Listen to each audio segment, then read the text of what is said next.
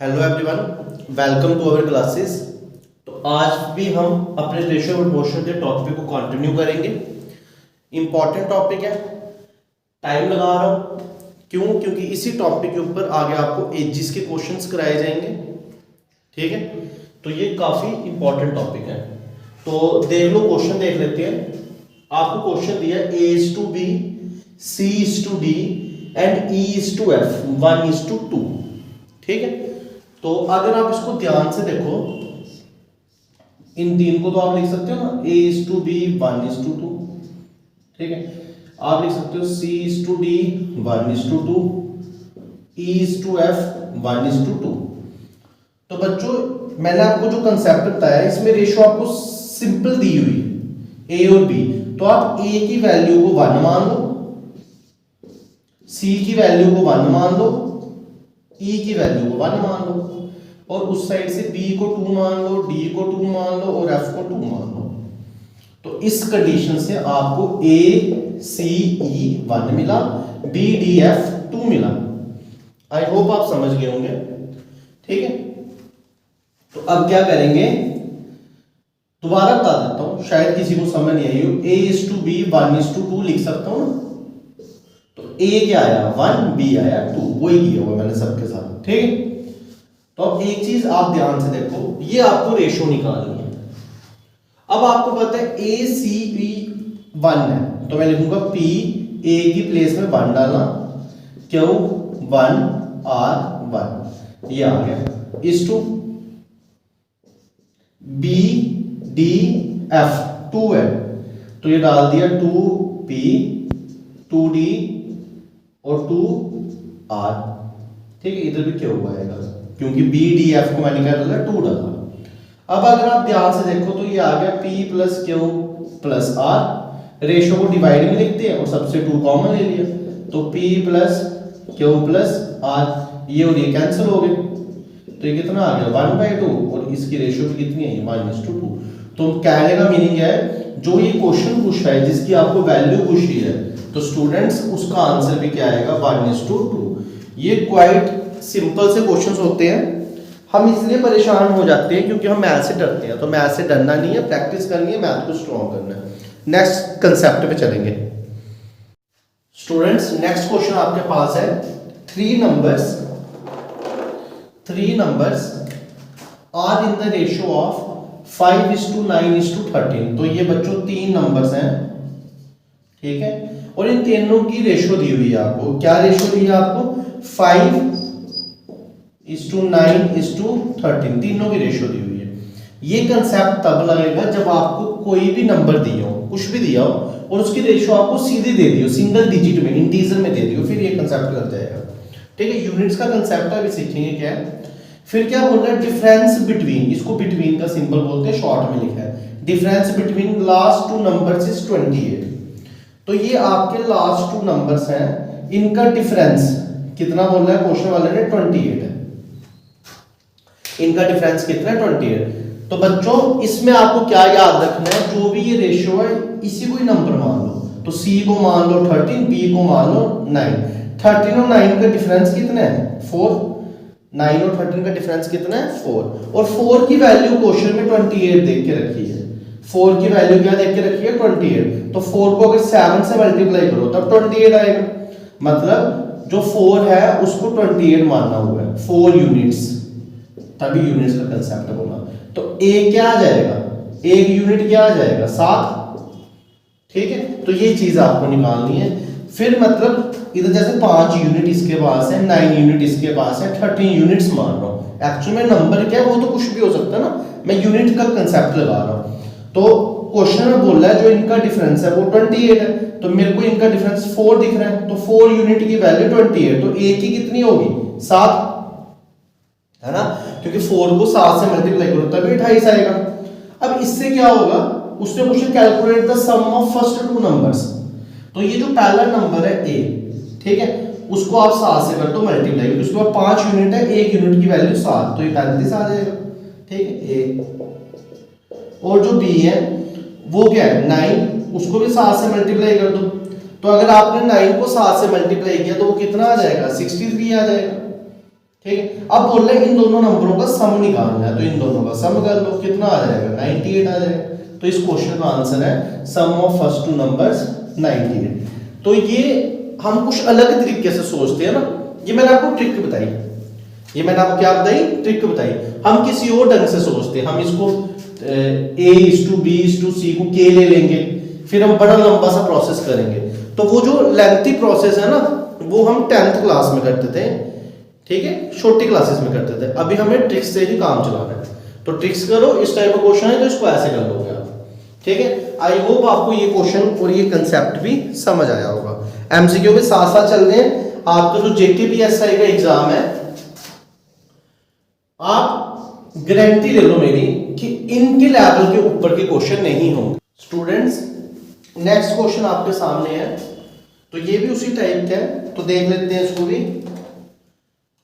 Amount कितना दिया है 25,000, आपके पास टोटल अमाउंट है 25,000। अप्रोच देखना मैं क्या लगा रहा हूँ। टोटल अमाउंट है 25,000, इसको 3 हिस्सों में डिवाइड किया है या 3 बंदों को दे दिया। तो ये 25,000 3 को दिया है, ए बी और सी को, ठीक है। किस रेशो में दिया है 1/10:1/6:1/15। अच्छा, रेशो भी दे दी। मैंने आपको बोला था जब भी ये कंसेप्ट लगाना है तो ये इंटीजर में रेशो होनी चाहिए, तो रेशो तो इंटीजर में नहीं है। तो मैंने आपको सिखाया, क्वेश्चंस भी बता रहा हूं बच्चों आपको, ठीक है। आप तब भी नहीं रेशो प्रोपोर्शन सीखोगे ना, तो गड़बड़ अपने साथ ही करोगे, ठीक है। तो अब ये इंटीजर में नहीं है, तो आप क्या करो, इन डिनोमिनेटर का एलसीएम ले लो। तो इन डिनोमिनेटर का एलसीएम आता है 90। तो वो जो एलसीएम आ रहा है 15, 6 और 10 का एलसीएम कितना आता है 90, क्योंकि जो 90 है वो सबसे कट जाएगा और ये लीस्ट होगा, ठीक है। तो वो बाद में एलसीएम और एचसीएफ की एक अलग से क्लास दूंगा, उसमें बहुत सारे कंसेप्ट्स हैं, वो आपको बताएंगे। अभी आप ये समझो, एलसीएम आया 90, इस पूरे को 90 से कर दो मल्टीप्लाई, तो कितना आता है 9, ठीक है। 6 15 जा और 15 6 जा, तो ये इसकी रेशियो आ गई अब एक्चुअल 9 15 6। स्टूडेंट्स, अब आपके पास रेशियो है 9:15:6। अब इसको आप थोड़ा सा और सिंपलीफाई कर सकते हो। तो आप देख रहे हो 3 सबके पास है, तो 3 से कटेगा, 3 3 जा 9, 3 5 और 3 2, तो इसकी मेन रेशियो आ गई 3 5 2। क्वेश्चन में क्या दिया बच्चों आपको, 25,000 को डिवाइड किया गया, तो टोटल कितना अमाउंट डिवाइड किया है 3 5 2। आप इन सबको टोटल करिए तो 10 आ गया। तो 10 किसके बराबर दिया है 25,000 के बराबर। 10 यूनिट्स किसके बराबर हुआ 25,000 के बराबर। तो जो 1 यूनिट है वो कितना आ जाएगा बताओ, 0 0 कैंसिल, तो 1 यूनिट कितना आ जाएगा 2500 रुपीज के बराबर। अब आपको बोल रहा है कि बताओ जो C है उसको रुपीस में कितना मिलेगा, तो C को कितना मिल रहा है 2, तो C को कितना मिल रहा है 2 यूनिट्स, और 1 यूनिट की वैल्यू है 2500, तो 2 की कितनी होगी 2500 इंटू 2 रुपीज 5000। तो इसका आंसर है जब 25,000 को डिवाइड किया जाएगा ए बी और सी के बीच में, तो जो सी है उसको 5,000 रुपीज मिलेंगे। जो सी है उसको क्या मिलेगा 5,000 रुपीज, ठीक है। आई होप आपको इतना समझ आया। तो स्टूडेंट्स, नेक्स्ट क्वेश्चन आपके पास दिया हुआ है, रेशियो ऑफ 2 नंबर्स इज 4:5। आपको 2 नंबर्स का रेशियो दिया 4:5 और बोल रहा है if both numbers are increased by 4। दोनों नंबर्स को आपने 4 का इंक्रीमेंट देना है और उनकी रेशियो 5:6 बन जाती है। Find the numbers. इंपॉर्टेंट है, पेपर में ऐसे क्वेश्चन बड़ी बार आपको देखने को मिलेंगे। तो ये कंसेप्ट है इस टाइप का क्वेश्चन। अब आपको कैसे पहचानना है क्वेश्चन का कंसेप्ट वो भी मैं आपको बता देता हूँ, ठीक है। रेशियो चाहिए 2 नंबर्स का, तो ये एक नंबर ए एक नंबर बी, इनका रेशियो क्वेश्चन में कितना दिया है 4:5, ठीक। आई होप आप इतना समझ गए होंगे। फिर बोल रहा है दोनों नंबर्स को 4 का इंक्रीमेंट किया, तो इसको भी 4 बढ़ा दिया, इसको भी 4 बढ़ा दिया, दोनों को बराबर बढ़ाया, ठीक है। और क्या बोला है ये बन गया 5:6, ठीक है।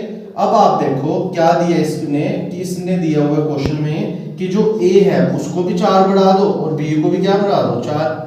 जब आपने इन दोनों को 4 बढ़ाया, एक्चुअल डिफरेंस देखो इनका कितना आ रहा है 1 का और 1 का।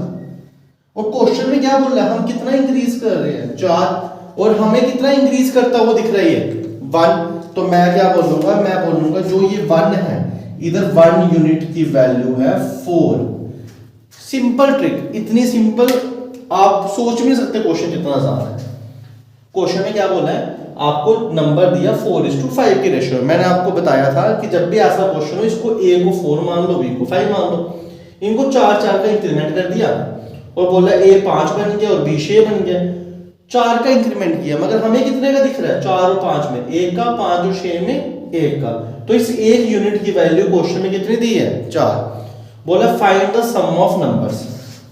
तो बच्चों अगर 1 यूनिट की वैल्यू 4 है तो एक्चुअल में जो नंबर है a वो कितना होगा, उसके पास 4 यूनिट है, a की 4 है तो 4 × 4 16। और जो नंबर b है वो भी देख लेते हैं कितना है, वो कि उसके पास कितने यूनिट्स है, 5, और 1 यूनिट की वैल्यू 4 है तो 5 × 4 20। तो दोनों का सम कितना आएगा, 36। तो 36 इसका आंसर होगा, 36 इसका आंसर होगा।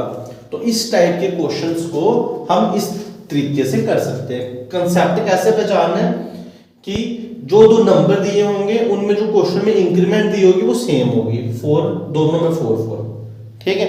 और जब आप इसमें डिफरेंस देखोगे वो भी सेम आएगा, 1 और 1, तब आपने ये वाला कंसेप्ट लगाना है, ठीक है। जैसे आपको क्वेश्चन में नंबर दिए 4 और 5 और उनकी इंक्रीमेंट सेम है 4 4 और आपको एक्चुअल में भी डिफरेंस सेम ही दिख रहा है, तो आपको ये कंसेप्ट लगाना है। अभी इसके बाद मैं वो वाले क्वेश्चन बताऊंगा जिसमें ये कंसेप्ट नहीं रहेगा। आई होप आप समझ रहे होंगे। अब हम चलेंगे नेक्स्ट क्वेश्चन पे, एक क्वेश्चन और इस कंसेप्ट का कर लेते हैं। स्टूडेंट्स नेक्स्ट क्वेश्चन आपके सामने है, number of students in 3 classes. Question में आपको दिया है स्टूडेंट्स 3 क्लासेस में किस रेशियो में, 9:7:11। तो ये मैं आपको इसका भी कंसेप्ट बता दूं, ये एक क्लास A, एक B और एक C, इन तीनों क्लासेस में स्टूडेंट्स किस रेशियो में, 9 7 11। आई होप आप समझ रहे होंगे। आपको सिंपल रेशियो दे दी है तो आप ये मान लो कि A क्लास में 9 स्टूडेंट्स हैं, B क्लास में 7 है, C क्लास में 11 है। ये ट्रिक है, ठीक है। इधर तक हो गया। बोल रहा है 20 स्टूडेंट हर क्लास में इंक्रीज किया, when 20 students are increased in each class. हर क्लास में 20 स्टूडेंट को इंक्रीज किया है और बोला है जो रेशियो बन गई वो बन गई 11:9:13। तो हर एक क्लास में कितने का इंक्रीमेंट है, A में, B में और C में कितने का इंक्रीमेंट है, 20 का। सबका सेम है। मेरे दिमाग में आया कंसेप्ट वही जो मैंने अभी आपको बताया था। और अब आगे देखते हैं जो फाइनल रेशियो बन रही है वो क्या बन रही है, 11:9:13। तो आप देख सकते हो इनका डिफरेंस 2, इनका डिफरेंस 2, इनका डिफरेंस 2। तो आप याद रखना कि जब भी ऐसी कंडीशन आ जाए, इंक्रीमेंट भी सेम और डिफरेंस भी सेम, तो यही कंसेप्ट लगाना है जो मैंने आपको अभी सिखाया, ठीक है। तो अब क्या करोगे आप क्या करोगे, आपने कुछ नहीं करना है, आपने देखना है इंक्रीमेंट कितने की हुई, 2 की। हम कितने की देख रहे हैं, 2 की। और क्वेश्चन में उस 2 को किसके बराबर बताया, 20 स्टूडेंट की इंक्रीमेंट। तो हमारे जो 2 यूनिट्स हैं वो 20 स्टूडेंट्स हैं, ठीक है। तो एक यूनिट बच्चों 10 स्टूडेंट हो जाएंगे। एक यूनिट में कितने स्टूडेंट्स हो जाएंगे, 10 स्टूडेंट हो जाएंगे। अब क्वेश्चन में क्या पूछा है, डिफरेंस निकालो इनिशियल स्टूडेंट्स इन क्लास, इधर A कर लो कुछ भी, ठीक है। Initial student in class A and final students in class C। Initial कौन से हैं, ये इनिशियल और ये फाइनल बने, ये इनिशियल है। इनिशियल A में कितने इनिशियल, 9। A की वैल्यू कितनी है, 10। तो इनिशियल A क्लास में कितने आ जाएंगे, 9 थे। A की वैल्यू कितनी है, 10। तो इनिशियल A में 90 बच्चे हो गए। अब C की बारी है, C में कितने हैं, फाइनल में 13 और एक यूनिट की वैल्यू कितनी है, 10। तो 13 है C में, ये आ गया फाइनल बच्चे C में। तो 13 है, तो 13 को किससे मल्टीप्लाई करोगे, 10 से, तो कितना आ जाएगा, 130। और बोल रहा है इन दोनों में डिफरेंस बता दो। तो इन दोनों में कितने का डिफरेंस आ रहा है, 40 का। तो 40 इसका आंसर आएगा। ऐसे क्वेश्चन पेपर में आते हैं और हमें बड़े मुश्किल लगते हैं। कोई मुश्किल नहीं है रेशियो प्रोपोर्शन, अगर आप सिंपल कॉन्सेप्चुअल तरीके से पढ़ो। कोशिश रही है आपको रेशियो प्रोपोर्शन अच्छे से अच्छा कंटेंट प्रोवाइड करने की। होप आप इस लेक्चर को देखोगे और जरूर मेरे को कमेंट सेक्शन में बताओगे कि आपको अच्छा लग रहा है, ठीक है। अब हम इसी के साथ एक कंसेप्ट और करेंगे, ठीक है। वो कंसेप्ट बड़ा इंपॉर्टेंट है, उसको बोलते हैं क्रॉस मल्टीप्लिकेशन का कंसेप्ट। क्रॉस मल्टीप्लिकेशन का कंसेप्ट। स्टूडेंट्स, ये जो क्वेश्चन है ये काफी इंपॉर्टेंट है, ये टॉपिक बड़ा इंपॉर्टेंट है। कोशिश रहेगी आपको बिल्कुल सिंपल तरीके से समझाने की। तो इस टाइप के क्वेश्चन पे क्रॉस मल्टीप्लिकेशन मेथड लगता है। मैं आपको बताऊंगा कि पहले क्वेश्चन कैसे पहचानेंगे, ठीक है ना। तो two numbers are in the ratio of 3:5। तो ये आपके पास, मैं एक सेकंड मार्कर चेंज कर लेता हूं।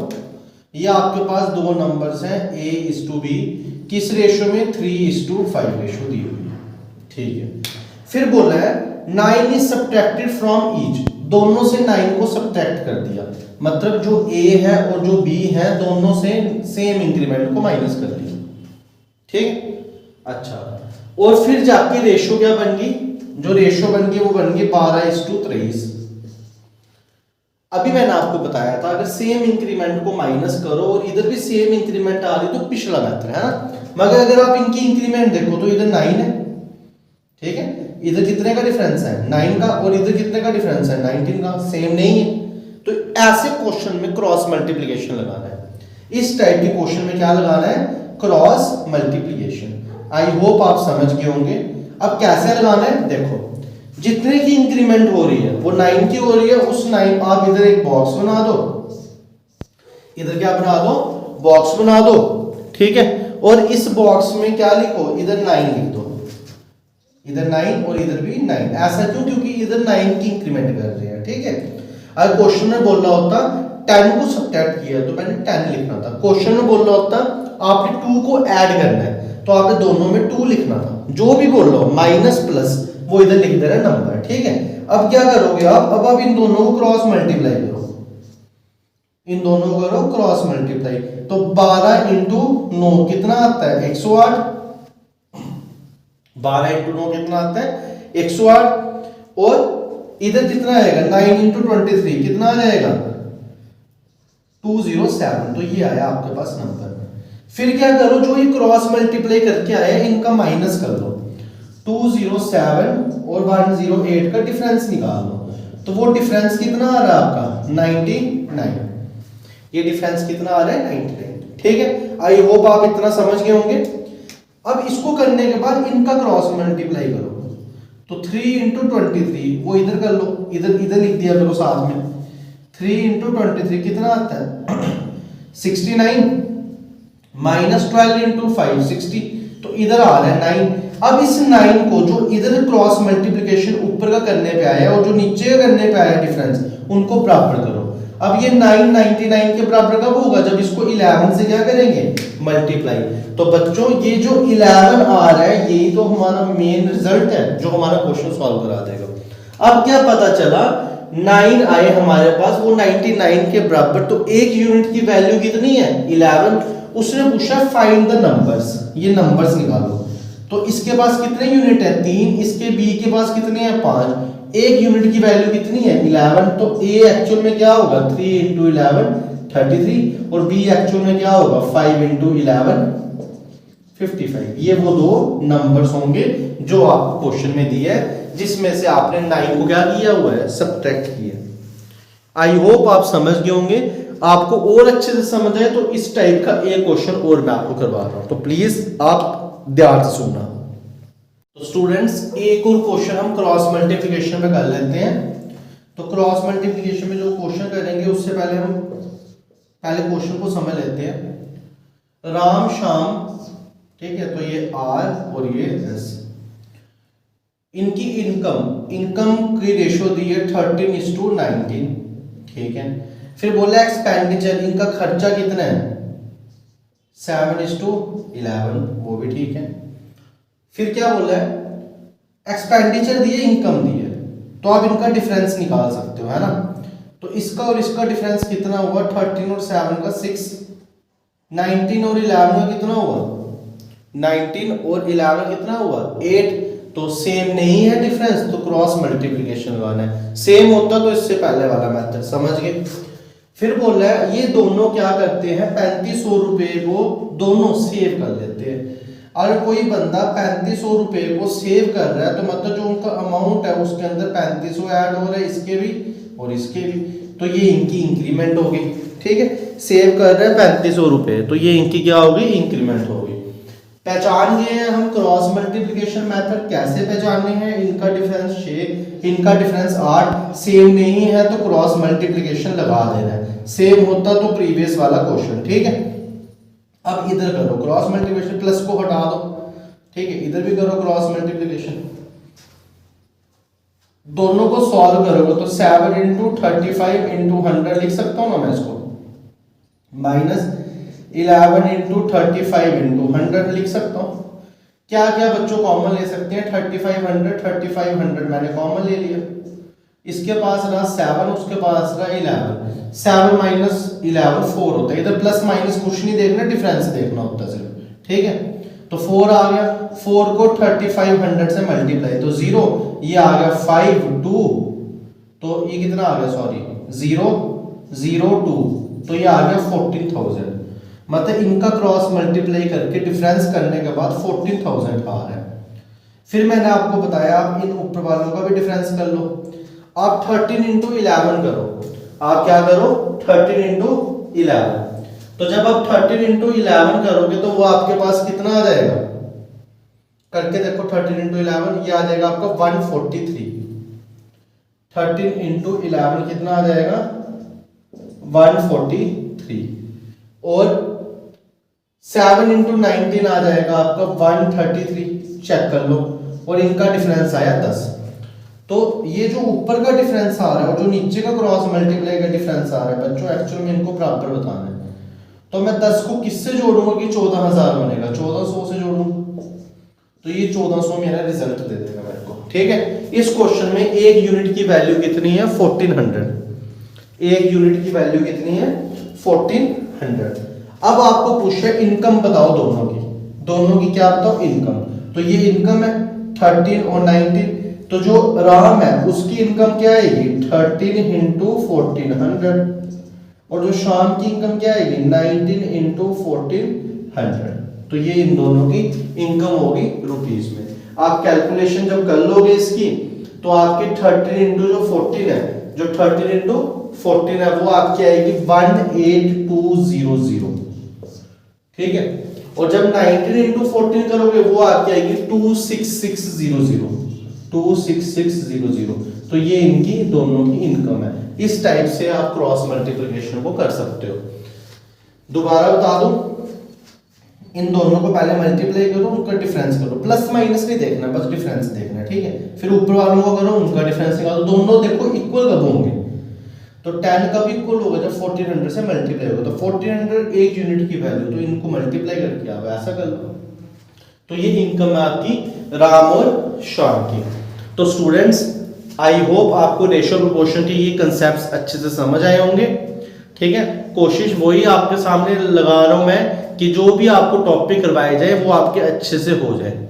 ठीक है, तो आई होप आपको लेक्चर अच्छे से समझ आया होगा, आपने लेक्चर को एंजॉय किया होगा, इंटरेस्ट बना होगा, कुछ नई चीजें आपको सीखने को मिली होंगी। तो स्टूडेंट्स आई होप कि आपका ये जो टॉपिक है ये अच्छे से कंप्लीट हो जाएगा। ठीक है, इसके बाद मैं आपको एमसीक्यूज भी लेके आऊंगा। मैंने ऑलरेडी एक वीडियो अपलोड की है जिसमें 5 क्वेश्चंस आपके लिए लाए हुए थे। अब इसके बाद भी मैं दोबारा से क्वेश्चन लेके आऊंगा और 1 या 2 लेक्चर में ये रेशियो प्रोपोर्शन हम पूरा कंप्लीट करेंगे। इसके बाद हम करेंगे एजिस, और फिर जो आपका डाटा इंटरप्रिटेशन है उसके अंदर एक्चुअल में सब कंसेप्ट यूज होने ना, तो वो आपको लास्ट में कराई जाएगी। अभी आप पेशेंस रखिए, चैनल पे बने रहिए, मैथ आपको कंप्लीट करवा दिया जाएगा। ठीक है, तो thank you students, have a nice day.